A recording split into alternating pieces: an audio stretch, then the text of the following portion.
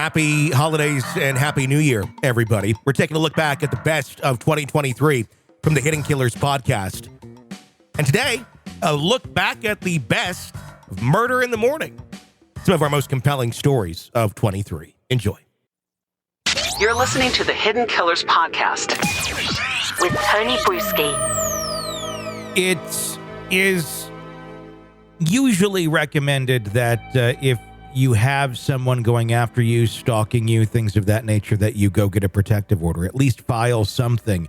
Why? Because in the event they continue to do this, then the police can actually make an arrest and not just go, well, have you filed anything yet? Because that is usually the first answer if the answer is no. However, the reality is that quite often people go and file these sort of things, and it ends up being the spark that ignites the crazy person to do more horrible and violent things.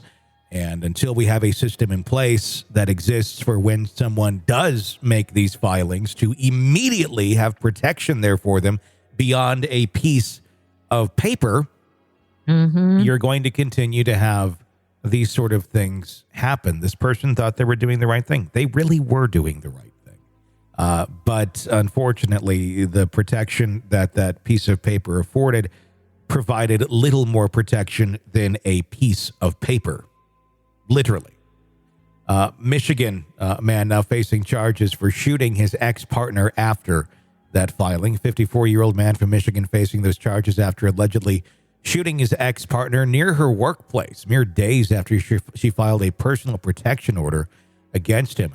Barry Garza stands accused of murder of a 40-year-old Amber Jo Thomas, a woman he had been in a relationship with for 9 years. The violent episode unfolded at the Linden Square assisted living facility where Thomas was employed. Garza is alleged to have arrived at the scene and in broad daylight opened fire in the parking lot of the former UAW hall, injuring not only Thomas but also a 67-year-old male acquaintance who were both on a break at the time. According to authorities from the Saline Police Department, the incident was declared an active shooter situation at approximately 11:35 a.m. The police responded was very swift, but Garza managed to flee the scene, and in a tan Ford Focus led police on a subsequent chase and crash. The county sheriff's deputy apprehended him shortly thereafter. The crash at a different location where Garza reportedly resisted arrest and was subdued by a taser. Amber Jo Thomas was taken to the hospital in critical condition, but later succumbed to her injuries, resulting in murder charges that Garza now faces. County court records reveal a series of charges against Garza, including open murder, assault with intent to murder, and a felony firearm count. The accused was presented before the court on Saturday, August 5th, and was denied bail. Assistant prosecuting attorney Jessica Blanche detailed that Garza made damning statements at the scene of the crime, indicating his lack of remorse and clear intent. He showed up to her work, shot her in the neck, and then shot a male victim who was with her. He made terrible statements on the scene, which showed his intent like, I'm not sorry I killed that fucking bitch. How much you want to bet he's going to plead not guilty? You know? Like, what about the I'm not sorry I killed that fucking bitch line you had? Not guilty. And hopefully, I'm going to assume there was a witnesses right there heard all of it. You can still plead not guilty, even if, yeah. During the court hearing, Judge Anna M. Frushauer underscored the weight of the evidence against Garza, describing it as devastating before denying him bond. Amber Jo Thomas had sought legal protection just 1 week prior to the tragic incident. She had filed for a personal protection order outlining a history of physical and verbal abuse at the hands of Garza during their 9-year relationship. Thomas expressed her fear for her life, although the PPO has been granted in late July. It was actually never served to Garza. Not that it probably would have made a huge bit of difference. Probable cause conference in Garza's case has been scheduled for August 17th. So, yeah, there you go. The piece of paper filed in July. We're here into August. Still never got to him. Not that it would make a bit of a difference, but it just shows you. It's a fucking piece of paper. It's not going to stop him. And, you know, I think a lot of times, too, it pisses him off even more. It's like, how dare you do this to me? Now I'll really show you. Yeah, I mean, I agree. And I don't know what the answer is to stop individuals like this who are going to do something like this.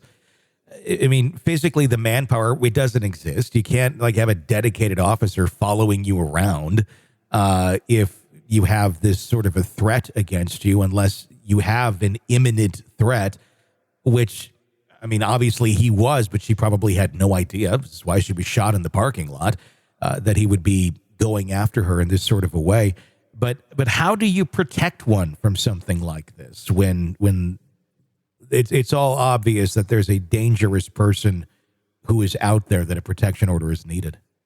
There just seems like there has to be something more. And I just don't know what that is, because law enforcement certainly doesn't have the ability to give somebody a private security, which is almost what you need, someone with you 24/7 to help protect you. Yeah. And once you get that piece of paper, it's just a piece of paper. Like, yeah, he can be charged with violating it, but in this case, they never even served it to him for some reason. Maybe they couldn't find him. I don't know. But what do you do? It's like she's done everything she can do. You still have to go to work. You still have bills to pay. Mm-hmm. And if he's that determined, and my guess is after being with him for 9 years, he'd been abusive, it probably took her a long time to get the courage up to do this. Yeah. And felt like her life was threatened, and it was. And it's just, it just seems like there's multiple cases like this of these women who can't get away. Mm-hmm. Well, I mean, and it can go both ways, but we always hear about the women, obviously. Sure. And the thing is, you can't get away until they do something extreme, it seems. Mm-hmm. It always has to, they have to do this. So you have to like risk your life first before they're actually going to go away. And part of that sometimes involves filing the paperwork that's needed. Absolutely true. They actually have to do something to put your life at risk, basically. Yeah. It's like, okay, you want us to know, great, but we want you to take the big stick here and hit the beehive first and then run away and then hope the bees don't follow you. It's kind of, and if they follow you, if they happen to start stinging, call us and we'll come get the bees. Let's just hope you don't get stung to death before we get there to come back and get the bees. Hopefully you're not allergic to bees because you're on your own. When the bees are swarming you and you hear the buzz and they're coming at you, just hold up the piece of paper that says you don't like bees. I shouldn't laugh at that, but that is so true. And the bees should be like, oh shit, not that piece of paper, because had I had that piece of paper these last 9 years, I wouldn't have beat the shit out of you and sexually assaulted you and all these other horrible things. That piece of paper would have really made me think twice before I beat the shit out of you. Like, oh, well, there's that piece of paper that says don't beat your wife. And, men like this, and women too, I mean, this definitely goes both ways, but we frequently hear about the men abusing the women because a lot of times they're bigger and it's easier for them to do that. But, I just think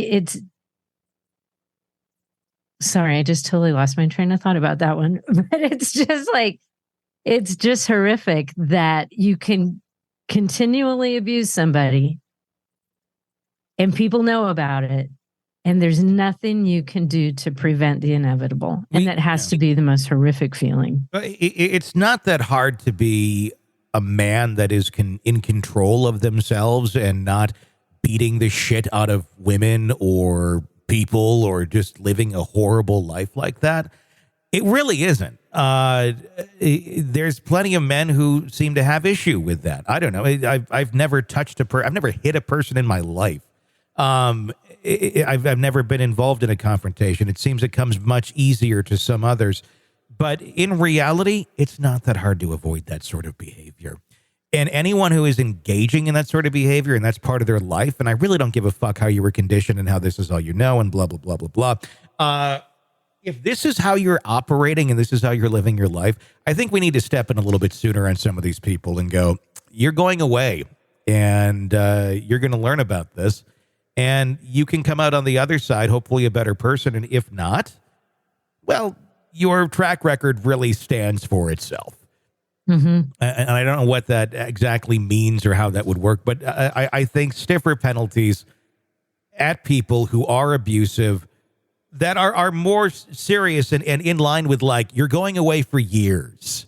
And then we run into another problem. We have overcrowding, and if there's only this or that, so we really have nothing in place. We have a system almost made to create these problems, and then we can put them into the system, and then the people who run the private parts can make a whole bunch of money off of it, and it's just a horrible fucking cycle. It's insanity. We really don't have a great system here for any of this. And even if someone was caught violating the protective order, what kind of punishment is there for that? It's not really a severe punishment. See some bullshit fine and a night in jail. Yeah. Like, you owe $50, and guess what? You get to sleep overnight in the jail. You didn't hurt her. You just violated that protection order. So slap on the wrist. Yeah. Don't do that again. Yeah. It's just, I don't know what the answer is. And every time I hear one of these stories, it just breaks my heart.